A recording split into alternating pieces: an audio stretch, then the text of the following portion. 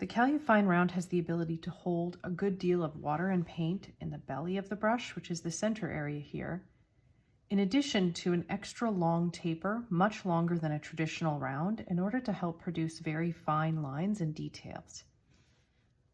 The Calufine round is a favorite of watercolor artists for its ability to create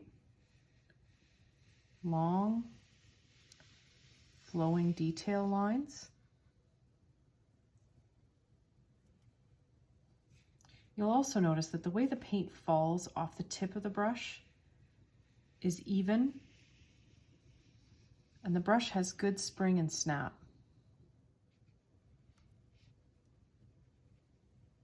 It's also able to produce thicker strokes.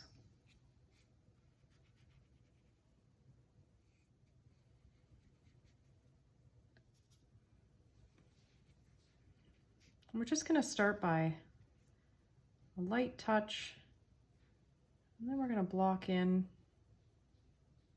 our little leaves. One of the things you want to do is ensure that you try not to fill in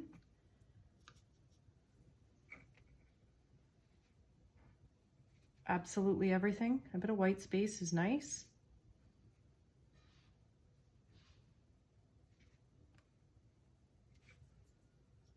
And it's also nice to vary the color a little bit.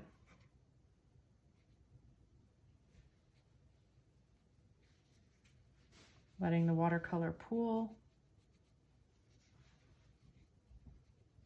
The beauty of the long round is its ability to create both thick and thin lines.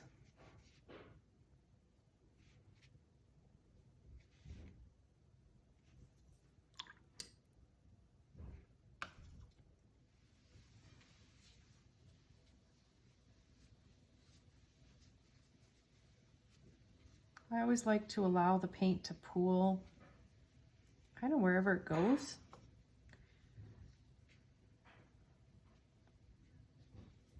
And we've got some little berries or dots here. And in this case, if you get a little too much paint and water on your surface, take a piece of paper towel, soak up a little bit of it.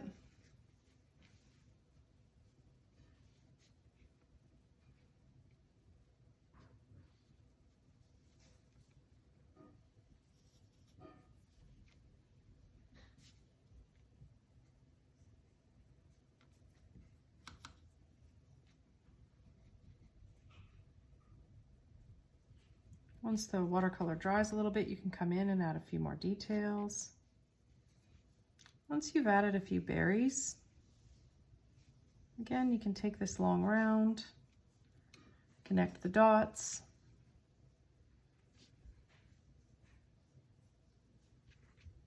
add some little leaves.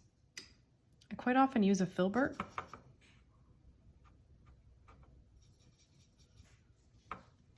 And one of the things you'll notice is I prefer to paint by pulling towards myself.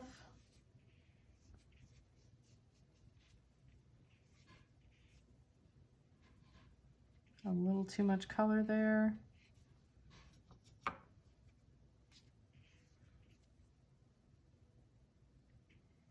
And with watercolor, the more you kind of relax and let the process flow, the better off it is.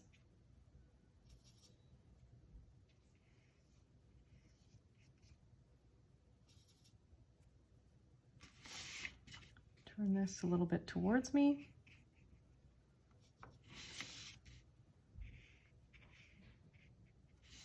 Leave some open spaces in the middle. And then if I want to darken a few spots here, just pick up a little bit of darker blue and pool some at the bottom.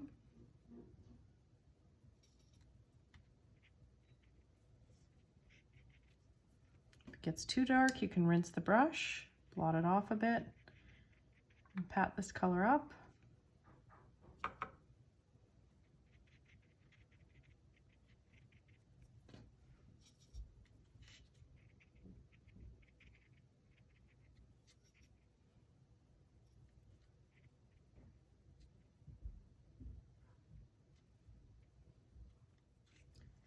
This is where you may have a sprig of leaves coming out.